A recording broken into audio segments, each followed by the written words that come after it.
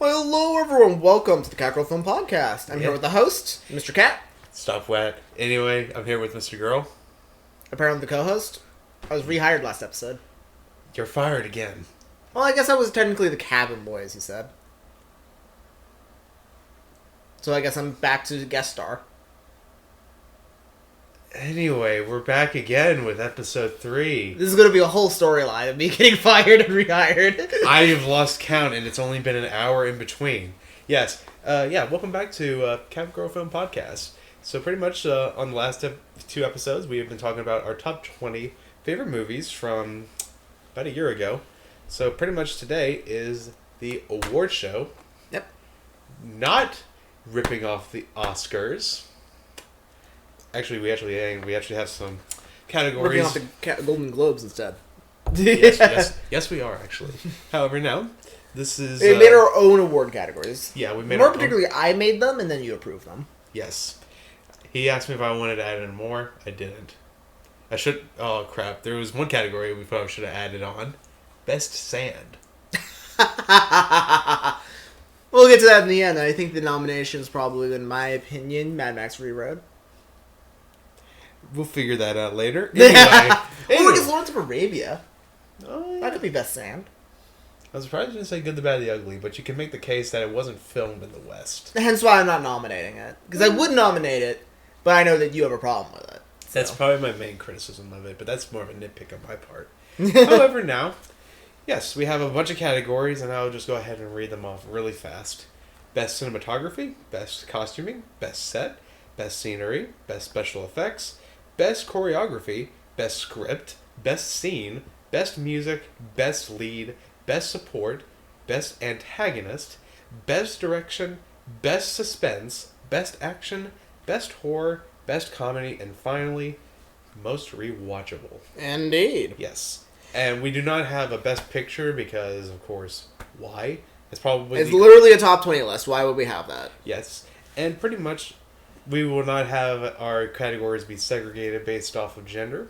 I feel like anybody could just fill out on, like, say, the support, antagonist, and whatever. Yeah. So we're not just going to do a best actor, best actress. We're just going to have everybody on an equal playing field for this one. So, yeah.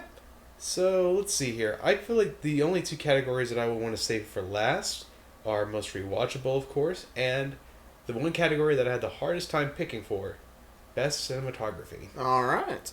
In which case, I had best cinematography at the top of my list, so I'll skip that for now. Yep. And let's start with best costuming then. Yes. Alright, so... Alright, I have some nominations. Okay, go ahead. So, I have nominations for best costuming. Amadeus. Mm-hmm. The Good, the Bad, and the Ugly. Mm. The Princess Bride. Mm-hmm. Back to the Future. Mm-hmm.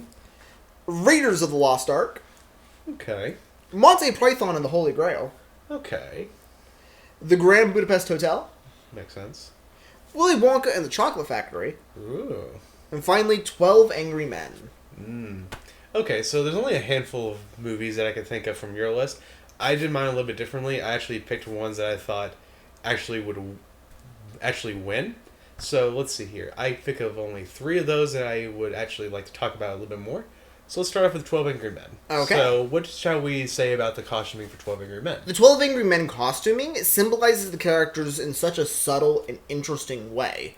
So just go over it quickly. Let's say juror number 7. For example, they are the loudest, they're the most uncaring, and they're also the one that's just wanting to get stuff over. Because of that, they wear very colorful outfits that are extremely different from everyone else, and is almost blinding if it wasn't in black and white. You can tell that this thing is made of like blues and yellows and things like that, where it's very loud colors, which suits his personality very much. Mm-hmm. And then we have on the flip side, let's go to juror number 4. Actually, juror number 5. My apologies. In which case, they were the one that grew up in the slums. Mm-hmm. And so because of that, they're wearing like a very rugged, wore-down suit that's like getting torn and is very much unworn. You're not going to notice it on first glance because they're trying to hide it to the best of their abilities, but after you like see the character a little bit, you're going to see there's tear marks, there's wear, and it looks heavily used.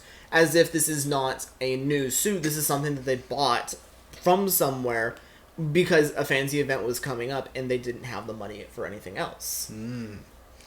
Okay. So yeah, pretty much you actually said things that I would probably mention a lot. You do actually pay more attention to the costuming than probably what I usually do, but yeah, you pretty much summed it up how I think that would make the most amount of sense. I guess it gets a point across quite well. Now the next one.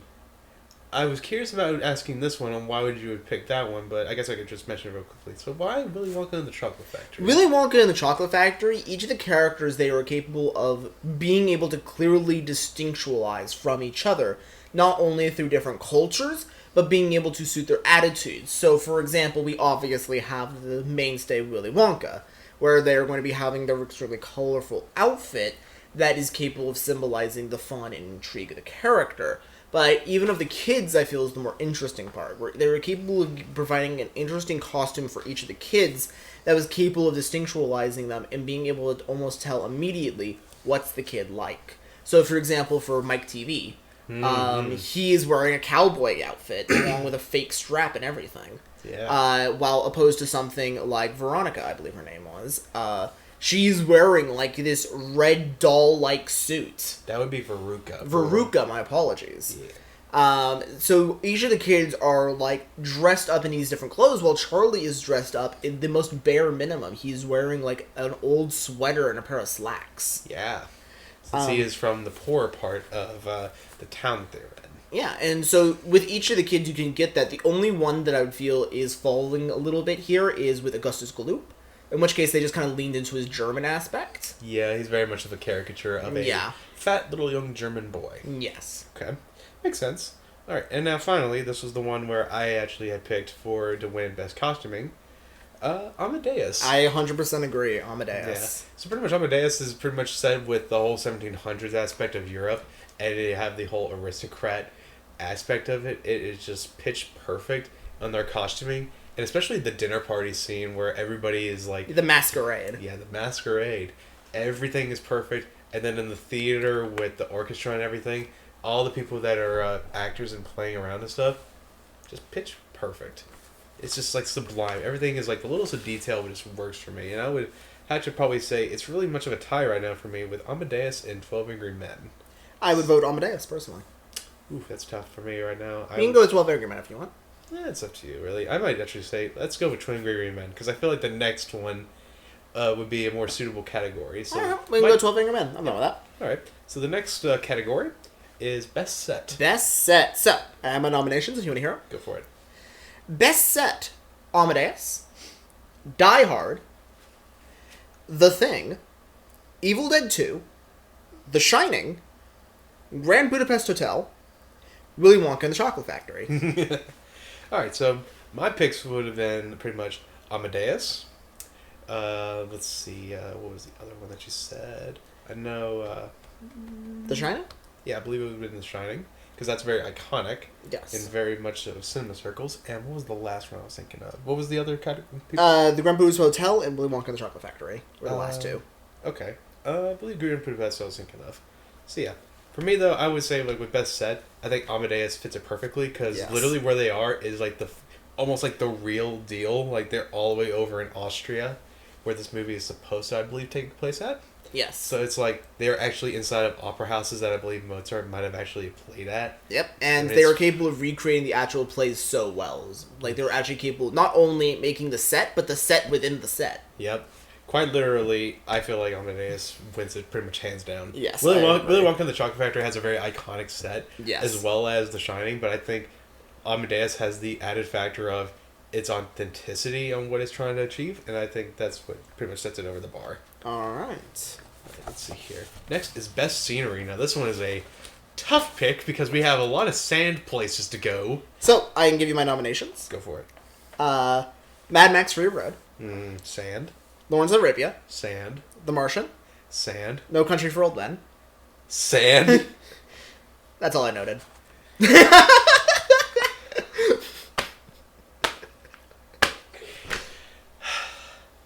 Yeah, I picked Lawrence of Arabia for that. Yeah, one. Lawrence of Arabia. I knew Lawrence of Arabia was going to win it. So. It's pretty obvious that I was going to win it. So if you've never seen Lawrence of Arabia, it's literally set in the Arabian desert, and it is pitch perfect. It is beautiful. Some of the best scenery in movies that has ever been put to film. Probably one of the best beautifully shot movies I've ever seen. So yeah, definitely Lawrence Arabia wins that one. That's pretty easy. Yep. All right, next one, best special effects. All right. I can go through my nominations again. Go for it. Mad Max Fury Road. Sand. The Thing. Snow. This is best special effects. So. Yeah, I know. Evil Dead 2. Mm-hmm. Little Shop of Horrors. Mm. The Invisible Man. Okay. Raiders of the Lost Ark. Not sure if I would put that up there, but okay. Well, the explosion scene. Oh, makes sense, yeah. Halloween. Okay. The Grand Budapest Hotel. Okay, yeah. Willy Wonka and the Chocolate Factory. Now, there's one thing I thought you would... I'm surprised you didn't put on there. Blade Runner 2049. Oh, I didn't even think about that one, yeah. Because literally, it's a lot of it is CGI, but it's like, it's necessary for it to be in CGI, honestly. Whenever you think about it, because a lot of the scenery, like, in the city where it takes place at, it kind of needs to be in CGI. Yeah. So it's like, if it's like a movie, like, we're both critical on CGI and stuff, like, it's overused in a lot of movies nowadays where it doesn't need to be. Absolutely. But when a movie like Blade Runner, it really kind of needs it, and it actually enhances the world building for it, and that's why I personally picked it for best special effects. But your categories were not too far off from what you're going with here. My personal vote here for best special effects will be The Thing. Yeah, it's really tough to go against CGI and practical effects. Well, the thing is The Thing's effects are, in my opinion, just some of the best effects that have been ever put to film. Period. Dot. Regardless of the argument between practical effects and CGI, regardless of that, I think The Thing wins it. Yeah, I'd probably agree with that too. Yeah, all around, it's a pretty close tie though. Like, I still think like Blade Runner is like the epitome of what CGI should strive for in a movie. Is like, it goes where it needs to be necessary. However, The Thing is the epitome of practical effects done amazingly. All right. Next up, best choreography. Oh, yes. You may go through my nominations. Go for it. Mad Max Fury Road. Makes sense. Die Hard. Mm. Legend of the Drunken Master. Okay, there we go. Princess Bride. Makes sense. And Singing in the Rain. So, let's see. So, we have two that have fight scenes in it. Drunken Master and, well, hang on. Yeah, so I want to go through each of these. Yeah, let's go if through you each don't of mind. these. So, Mad Max Fury Road, this is going to be primarily going to be the automobile choreography, in which case there are multiple scenes of motorcycles jumping over cars, having to be able to use, like, pole vaults from certain types of cars, being able to position them across the field. I feel the choreography in this movie is very good on a macro scale. Then we got Die Hard. This one is more a set choreography, because they're capable of being able to position both the villains and the hero in a very interesting way across the field, and being able to relocate and be able to play the story into that type of choreography. And then next up, Legend of the Drunken Master. In my opinion, some of just the best fight scenes that have been ever put to film. Makes sense. Princess Bride, in particularly, this will be the rapier fight between the Man in the Mask versus Inigo Montoya. Yes, I would agree with that too. And then finally, Singing in the Rain, which is a dance choreography. Yeah. However, for me, whenever I thought about it for a little bit, it was always like the choreography with Drunken Master was the one that I thought really elevates it, especially whenever you know some of the actual truth behind some of these fight scenes. Yes. I believe this is the one that would take the cake. I would 100% agree. Legend of the Drunken Master, some of the best fight scenes that have been ever put to film. So, I believe it wins best choreography. All right, next up, best script. Best script, I got my nominations for you. Go for it. The Shawshank Redemption. Leon the Professional. Okay. Groundhog Day. The Princess Bride. Back to the Future. Monty Python and the Holy Grail. 12 Angry Men. So I put down also here Grand Budapest Hotel. That's fair. But we'll see here. I'm not going to nominate that exactly. We're going to think about this for a minute. So 12 Angry Men is one that I would definitely put up there really high. Yes. I will also put Back to the Future up there very high. And what was the other ones? Shawshank Redemption, Leon the Professional, Groundhog Day, The Princess Bride, Back to the Future, Monty Python, The Holy Grail, and 12 Angry Men. Yes. Personally, I would lean really closely towards Shawshank Redemption, because when you know how very much of little there was of the original source material and how much they were able to expand upon it, yes, with it being a very tightly knit narrative, I believe that's the one that would fit well. But let's ask the question, what makes a good script? So my opinion is a good script is how well, one, everything ties together, two, how everything is capable of progressing, And 3, how much junk is in there in comparison to necessary material. Okay. That's going to be the best script, in my opinion. Yeah. Capable of it being basically as optimized as possible. Okay. Yeah, I feel like Shawshank Redemption definitely fits that mold quite well. Yes, I feel the 2 that are going to... Well, 3 that stand out particularly for me Okay. are going to wind up being Shawshank Redemption, Back to the Future, and 12 Angry Men. Yeah. So let's narrow it down to those 3. In which case, my nomination here is 12 Angry Men. It probably actually will be 12 Angry Men. Because whenever you think about it, how everything flows quite well and how the script is able to define each of the characters, Yes. I think that'll probably be the best one to go out with. So yeah, best script. I probably actually agree with you on that. 12 Angry Men. All right. Next up. Best scene. Oh boy. So, I have some nominations here. Okay, go for it. Shawshank Redemption, Brooke's Death. Mmm. Amadeus, God is Now My Enemy. Schindler's List, I Didn't Do Enough. The Good, the Bad, the Ugly, The Graveyard Run. Groundhog Day, I Am a God. The Princess Bride, The Battle of Wits. Throne of Blood, The Arrow Storm. Very nice. The Great Dictator, The Final Speech. And 12 Angry Men, Juror 3's Final Vote. Lots of good scenes. So, for me, this is really tough here. So, I did write down the speech for The Great Dictator. Because I really adore the scene. However, the scenes that you put up, they are very strongly contentious. Ooh, Yes. boy.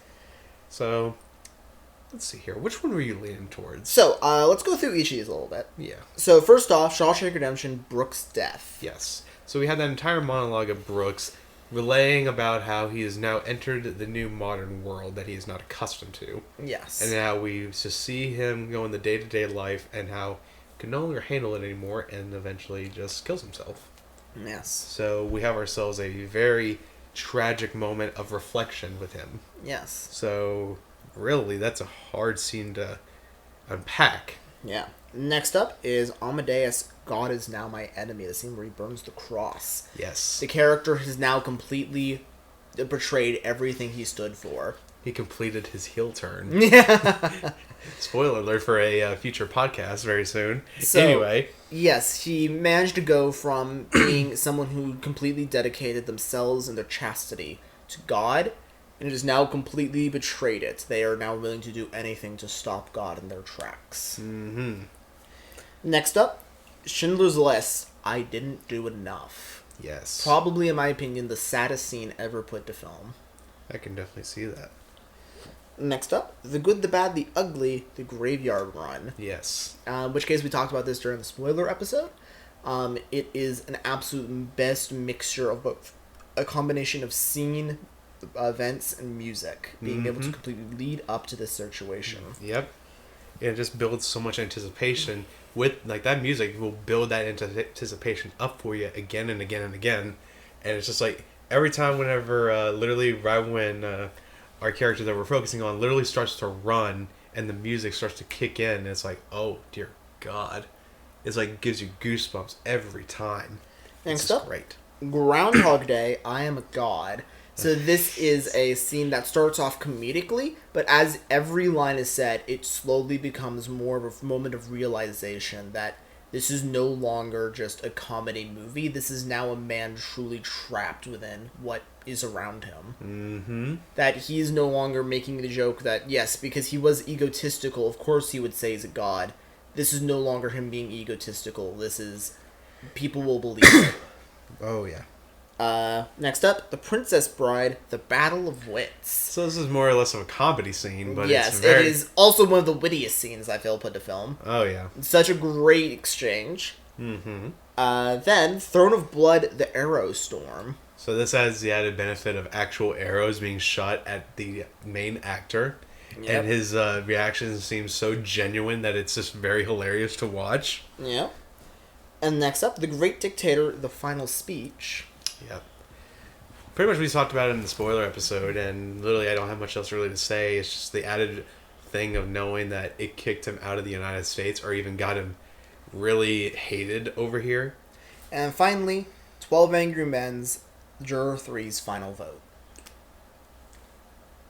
Literally watch the scene for yourself. Like, Yeah. watch the entire movie, and then you understand That scene, why. the whole movie was built up to that one scene, it felt like. Oh, yeah, without a doubt. So, this is tough. This is a tough one. So, I would like to cast my 2 votes. What's your 2 votes? My 2 votes are going to be going to... I guess I'll give 3 votes. Okay. First vote is going to be going to Schindler's List, I Didn't Do Enough. Okay. Second vote is going to be going to Throne of Blood, The Arrow Storm. Mm. And third vote is going to be going to The Great Dictator, The Final Speech. Yes, so my 3 votes would be Juror 3's final vote, Great Dictator's speech, and the graveyard scene with Good, the Bad, the Ugly. Alright, yeah, I can agree on that. Yeah. So, question is, though, which one do we narrow it down to? I would be willing, because we both gave it to The Great Dictator's Final Speech, I'd be willing to give it to that. Okay, let's go with that. Alright. Alright, now next up is music. Best music, I'll give you my nominations. Go for it. The Good and the Bad, the Ugly. Makes sense? Back to the Future, with Huey Lewis in the News. Yeah. Little Shop of Horrors. Raiders of the Lost Ark. Mm-hmm. Willy Wonka and the Chocolate Factory. Makes sense. And Singing in the Rain. Alright. So let's see here. If I was going to make some more categories, I would have, of course, Good, the Bad, the Ugly, Singing in the Rain, and what was that other one I was thinking of? And go over them. Yeah, go over them. I thought you had The Good, the Bad, and the Ugly. got that done. Back to the Future. Yep. Little Shop of Horrors. Raiders of the Lost Ark. Willy Wonka and the Chocolate Factory. That's it. Yes.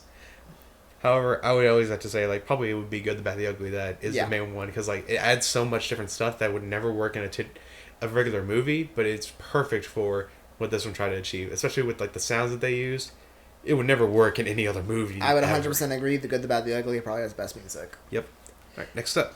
Main lead. Best lead. So, here's my nominations. Go for it. Amadeus with Salieri. Schindler's List with Schindler. Mm. The Good, the Bad, and the Ugly with Blondie. Lawrence of Arabia with Lawrence. Mm-hmm. And 12 Angry Men with Juror number 8. So with me, it would be Lawrence from Lawrence of Arabia. Juror number 8. And actually, believe it or not, Marty McFly from Back to the Future. Ooh! Interesting call. Yeah. So with me, it's like with Marty, is like he is the perfect, how about this? Perfect deadpan character, if you think about it. He is perfectly pretty much what any audience member could gravitate towards, and his reactions are so genuine and they're perfect for that movie right then and there. That's completely fair, yeah. Yeah. However, even though I picked him to think that I could probably think he could win, it's pretty impossible for him to go up against Lawrence from Lawrence of Arabia. Lawrence of Arabia, probably one of the best leads of all time. It is literally pitch perfect casting. Yes. He looks just like him, and I can genuinely believe that he was actually him. Yep. Next up, Best Support. So, Go for it. Morgan Freeman, Shawshank Redemption. Makes sense. Schindler's List with his accountant. Mm. Leon the Professional with Matilda. The Princess Bride with just basically any of the henchmen. Yeah, literally any of the henchmen. Young Frankenstein with Igor. Good one. And Willy Wonka and the Chocolate Factory with Willy Wonka. So pretty much there's only 3 of them that I can actually think of. Of course, we have I really love Willy Wonka. I love Gene Wilder's performance. And then I love Igor from Young Frankenstein. However, it's impossible for me to really put those up against Matilda.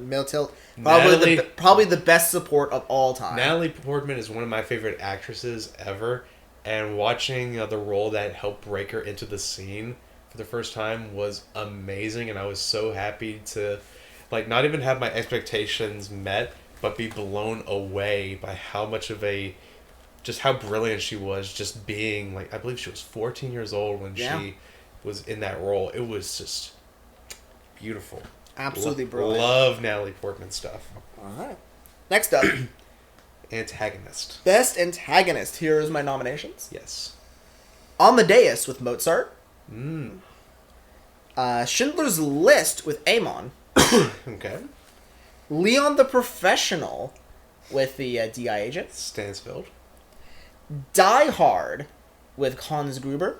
Makes sense. Little Shop of Horrors with the Audrey 2. No Country for Old Men. With Antoine. Yep. Yes. Halloween. Michael Myers. The Green Mile. Hmm. With the Yeah. governor's son, I believe it was. Yes. And 12 Angry Men with juror number 3. Okay. Good picks. Good picks. Mine would have been, like, my choices were Leon the Professional Stanfield. All Juror right. number 3. What was Antoine. And what was the last one I was thinking of? Maybe look at your list real quick. Halloween. Halloween. So my first one I feel that you're ignoring here is Schindler's List one. I barely remember the antagonist, but I do know you. I remember once thinking it over some that a former Holocaust survivor saw him, Yes. and she literally said he looks exactly like the So person. it goes a little deeper than that. Yes. They saw them acting, and they had to leave set because they felt they were reincarnated. Yeah. That's how terrifying it Yeah. was for them. Yeah. I wasn't trying to ignore them. It was like I remember. Yeah, I know, but I just want to vaguely- remind you of that. Yeah, I vaguely remember it, and then I do remember the Green Mile. I remember we talked about how his whole performance was like his own character was like it could be easily messed up at, but he did it perfectly. Yeah. In which case, However, it's pretty obvious on who I was going to pick for best antagonist, though. go ahead. Stansfield Yeah. All right. from Leon the Professional. Yep, I agree. It's pretty easy. It's Gary Oldman's best performance I've ever seen from Leon the his. Professional has some of the best acting out there, so it's no surprise that it's picking up 2 of the acting votes. Yep. All right, next up, direction. All right, I got my nominations for you. This one's one of my longer lists. Oh, dear God, this is going to be tough. Mad Max Fury Road, Mm-hmm. Schindler's List, The Thing, Back to the Future, Evil Dead 2, Throne of Blood, Young Frankenstein, The Great Dictator, The Lighthouse, The Grand Budapest Hotel, 12 Angry Men, and Doctor Strangelove.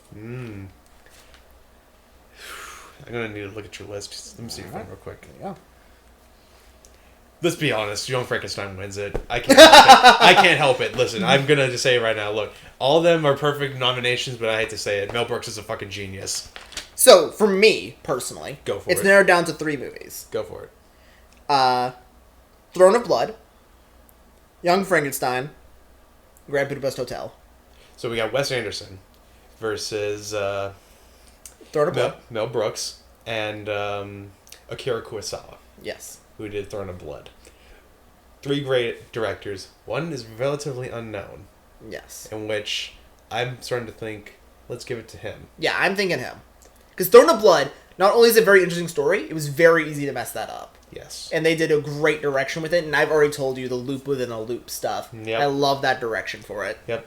So, Akira Kurosawa, please check out his stuff. Please, for the love of so I God. nominate Throne of Blood, Best Direction. I throw that in there too. Alright. Even though I want to give it to Mel I want to Brooks. give it to him too, but yeah. Let's be honest. We give him more than enough praise. Alright, next up, best suspense. Alright, let me give you my list. Go for it. Mad Max Fury Road, The Good, the Bad, and the Ugly, Die Hard, The Thing, Back to the Future, Throne of Blood, No Country for Old Men, and Halloween. So there's 3 movies that I would probably pick from. Die Hard. Yeah. The Thing. Well, actually, no. I'm going to save The Thing for something else. Alright, so Die Hard, Halloween, and No Country for Old Men. I was actually... Who are you thinking? 2 of those you ignored that I felt stand out quite a bit. The Good, the Bad, the Ugly, and Back to the Future. Makes sense. However, I don't know if I would fully classify suspense with Back to the Future. Well, the end scene is the reason why. That it has is- one of the most suspenseful endings, in my opinion. That is very true. However, with them in the 1950s in the clock tower. That is very true, yes. However, I don't know. I feel like I prefer No Country for Old Men suspense. Especially whenever we talked about last episode with the hotel, with Antoine going inside of the hotel, just investigating himself, and then it's like you actually think he's found him at first, but no, he's just having some thoughts, and then it's just a great scene all around. Like, in terms of, like, it's not really even a fight scene exactly, it's just a very suspenseful scene that's happening. It's just sublime. I can agree with that. No so Country for Old Men. I'm actually very close. I actually picked Die Hard, but now that I was thinking about it with the hotel scene, No Country for Old Men for me with that. All right, I agree with No Country for Old Men for best suspense. Cool. All right, action. All right, I have a few nominations for this. I figured you would. Mad Max Fury Road, Die Hard, Legend of the Drunken Master, and Raiders of the Lost Ark. So I had picked Mad Max Fury Road, Drunken Master, and crap, what was the other? Die Hard? Yes, Die Hard. Makes sense. Now, this is going to be a hot problem because all of three of these are, in my opinion, three of the best of all time. Yeah. Yeah, this is really hard. I mean, look, we have a man that is literally doing kung fu and then falls into actual flaming charcoal. Yep. Drunken Master. We have a man that is literally stepping on glass and bleeding on his feet. Die Hard. And then a man with an electric guitar that is also a flamethrower in Mad Max. So we have ourselves some problems here. Yeah. Oh man, I don't even know which one to pick. I'm going to let you pick this one. So, in my opinion, I'm going to say, for Best Action, I'm going to nominate Die Hard. I can agree with that. All right. It's really hard. It's very close. So, next up. Best Horror. Okay. This is a very short list. That is very true. There's only a very few amount of them that can be picked from. In which case, here's my nominations. Go for it. The Thing. Mm-hmm. Yeah. Yeah, that makes sense, yeah. I mean, listen, you can nominate, of course, like... I can nominate a whole bunch of other things. You can why would I? Look, you can nominate Evil Dead 2, but Yes. why? You can nominate The Lighthouse. That's close enough. You nominate Halloween. Yeah, but why? And then you can also nominate The Shining, but Yeah. why? We have several horrors in this list, but I felt the one that we are going to inevitably come down to was, we've mentioned this multiple times before, the best horror of all time, period, dot, is The Shining. Nah, I'm kidding. The Thing is the one that tops the list every time, so... Yeah. Alright, Next up, Best Comedy. Yes, okay, so I got some nominations for you. Go for it. Groundhog Day, Mm-hmm. Evil Dead 2, Young Frankenstein, Monty Python, The Holy Grail, The Grand Budapest Hotel, and Doctor Strangelove. I already picked Young Frankenstein. It's obvious. So I want to go over a few of them before we pick that immediately. You know it's going to win. Nah, it's probably going to win. So. It ain't a matter of probable what's going to happen. I ain't going to let it go. Alright. So Groundhog Day is capable of not only tying its comedy in with its drama, which I feel is very strong, and it also is capable of delivering very interesting messages, and in addition to that, being able to be a very unique experience for different people, in addition to having just good comedy around. Evil Dead 2 manages to take its comedy to a new level of camp that I absolutely adore. Yes. Then Monty Python The Holy Grail is absolutely hilarious and has become one of the most quoted films of all time very quickly. Grand Budapest Hotel, even though it is on the only side fringe of being comedy, it is still an absolutely hilarious film with its unexpected twists and being able to do certain things.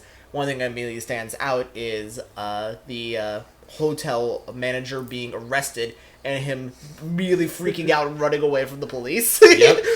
And then finally, Doctor Strangelove with its ability to be able to be so straight-faced with such dumb background jokes. Oh, without a doubt. But ultimately, I would have to agree, Young Frankenstein is the best comedy. I told you. I told you. All right. Second to last category, Best Cinematography. Yes. So this one is a very contentious one because a lot of our movies here have some of the best cinematography, shot composition, whatever, ever. Yes. So which one are we gonna? What's the nomination? I actually narrowed this one down a bit. Okay. I narrowed it down to 5. Oh dear lord. And this one is actually something that I did not write down a winner, in my opinion, for it because it's really hard for me to pick the best one for me. So give it to me, Bryce. Let's go. Mad Max Fury Road. Makes sense. Lawrence of Arabia. Makes sense. Birdman. Makes sense. The Grand Budapest Hotel. My God, it makes sense. And 12 Angry Men. God damn it, you are gonna make me want to. Oh God. Okay. So let's go over each of these. Yes, let's go over each of them. Mad Max Fury Road. Oh my God. This movie was literally storyboarded instead of written. Obviously, this thing is going to have great cinematography. They prioritize cinematography above literally writing it. Oh my God. I don't know. I feel like that's too easy. I can't choose it. Damn it. Lawrence of Arabia. Some of the best landscape shots ever put to cinema. In addition to that, has extremely impressive cinematography for the time, being one of the oldest movies on, well, this list. Yes. Birdman, being absolutely technically impressive, being able to do, well... One shot, something that's only ever been done in a handful of movies for that long. Yes. Grand Budapest Hotel. Wes Anderson style is always going to be one of the best. Mm-hmm. And 12 Angry Men is capable of not only being able to show the intensity of each of them, but also has a surprisingly a large amount of one-shots being able to be betrayed by 12 men in a single small room. I honestly don't know which one to pick. It's really tough. That's why I said, like, I didn't have a choice for this one. I really don't know which one to pick. Oh, man. I don't know. Which one are you siding on? So, I'm going to narrow down a few. Okay, let's go. So, let's go by non-winners. This might seem harsh, but I narrowed it down to 5 already, so I'm going to continue narrowing it down. Let's go for it. So, though it is extremely impressive, I'm not going to nominate Birdman. Okay. Next up, it is absolutely impressive, and I love the style, but I don't think it's a winning style, Grand Budapest Hotel. Okay. Not nominated. Okay. That narrows us down to Mad Max Fury Road, Lawrence of Arabia, and 12 Angry Men. I'm going to be honest. Let's knock out Mad Max, because that's a nothing but sand one. And it doesn't have a lot of the landscape ones. So let's give it to either the one... Let's have the nomination between large landscapes... In tight spaces. Tight spaces. So it's either Lawrence of Arabia or 12 Angry Men. That's so hard. Up far away in large scenes versus up close and emotional. Oh, good lord, this is hard. I feel like the emotional part of 12 Angry Men would probably win me over at the end of the day. I'll agree with you on that. All right. Good job, your Angry Men. All right, so finally, last category, which would be the closest you can get to a Best Picture. Most rewatchable. Most rewatchable. So, I got some nominations for you. Okay. Amadeus. Makes sense. Lawrence of Arabia. That one's a little bit tricky, but okay. Die Hard. Legend of the Drunken Master. The Princess Bride. Mm-hmm. Evil Dead 2. Young Frankenstein. Monty Python and the Holy Grail. Okay. Willy Wonka and the Chocolate Factory. 12 Angry Men. And Wallace and Gromit, Curse of the Were-Rabbit. The only category you would actually ever get to. Okay, okay, so... tough here. Because, like, let's see here. Based off of me and you, the two movies that we both rewatched together the most amount of times. Technically there's a third, but that was only because it was recent. That third reason was Drunken Master. Yes, so however, if we narrow it down to just those three, it's going to wind up being Monty Python and the Holy Grail, Princess Bride, Legend of the Drunken Master. Yep, you somehow read my mind every time. Anyway, yes. So the big question is which one is it at least like? Let's take out Drunken Master at least, because we don't quote that nearly as often. We quote. This is the most quotable. This is the most rewatchable. I know, but like we don't reference it a whole lot though. Or at least whenever we want to watch a movie, it's usually not the Drunken Master that we go after first. It's either Monty Python or Princess Bride. Okay. So that's pretty tough here. So, if I had to pick, it would always probably have to be Monty Python and the Holy Grail, because at least then I always have like fun yelling out certain lines and stuff. I always have fun doing that. Well, I have the same thing with Princess Bride, though. Yeah, that's the problem. We're here. Let's see. We once recorded this episode a long time ago, back in like March. 6 months ago, or whatever that. Like 4 months ago. So same dilemma that we're having here right now. So the question is who's gonna win? Rochambeau again? Rochambeau again, or are we gonna try coming to agreement this time? What's Rochambeau show again? We just agree. Rock, paper, scissors. What's rock, paper, scissors this again? Alright. Best out of 3 or just going at one? Go on, go. Okay. 1, 2, 3, go. 1, 2, 3, go. Alright. Monty Python wins, everybody. Alright, so those are our awards. First awards, and possibly only one for, I don't know how many episodes. Could be 10, could be 20, could be 100, who knows. No more than 100. That's when I quit. You need to get a new guest star. You're not going anywhere. You're stuck with me for a while. You can't keep me here. I will chain you to this futon, and you will not go anywhere. I cannot... Please don't. It's too uncomfortable. It's not that uncomfortable. I'm sitting on a whip beam. Anyway, guys. Thank y'all so much for listening on to this very short episode. Yeah, so actually, should we announce something else, Bryce? Yes, in which case, we can go ahead. Are you wanting to announce the next 2 or 3 episodes? Well, let's see. It's not even just like the episodes. It's also... you want to announce those? All right. The 2 other podcasts that we have coming up soon. So we have... First podcast that we have coming up soon, which is actually the first episode that's actually ready to go after this one is released. It'll be for next week's video, so there will not be a new Cat Girl podcast episode, but there will be a new podcast that will be released that is actually a television show. Yes, so for that we will be doing Off the Air, in which case, for this, we will be reviewing 1 season of a show that has been off the air. Yes, so pretty much the rule is very simple. The show had to have had as a beginning and an ending, and pretty much it has been done with production, so... Yes. Now, that does not include if we wind up doing the thing and it winds up coming back on the air later. We're not counting that because we're not going to delete the episode for that. Yeah, so pretty much it's very simple. It's like one show, is it done, beginning and end, there you go. Yeah. So either non-renewed, canceled, or just flat out finished. Yes. So pretty much, yeah. So this is like, we have 2 TV shows that me and Bryce have pretty much, at least respectively, always wanted to watch because... our respective friend groups have either seen it or have always talked about it. So with Bryce's thing, it's pretty much a major spoiler here for our next episode, is Season 1 of Game of Thrones. Yes. And then the very next episode will actually be Avatar: The Last Airbender. So Indeed. pretty much 2 wildly different shows, but... in which case we recorded them a while back when this set was different. Oh yeah, that's right. So you're going to have terrible shot composition for that. Sorry everybody. You can blame Bryce for that. It was his idea. But no, it was my idea to sit on the futon. It's comfortable, you bastard. All right, now I like how you're lying. I sleep on this, believe it or not. Anyway, so... not about the comfortability of the futon. Anyway, so that's our first podcast off the air, so check it out next week. And now we have our another one, which is I doubt it's going to be ever popular for whatever reason. Why would you ever watch it? It's professional wrestling. Yes. So it is the Wrestling Ratings War. Yes. So, for those who do not know, in the professional wrestling sphere, because both me and Mr. Cat over here watch professional wrestling.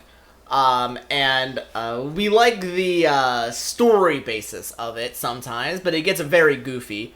And one of the biggest milestones in wrestling was back when WCW got a TV deal against WWF. Yep. So pretty much these respective shows, WWE at the time, known as the WWF, has a television show that airs every Monday night known as Monday Night Raw.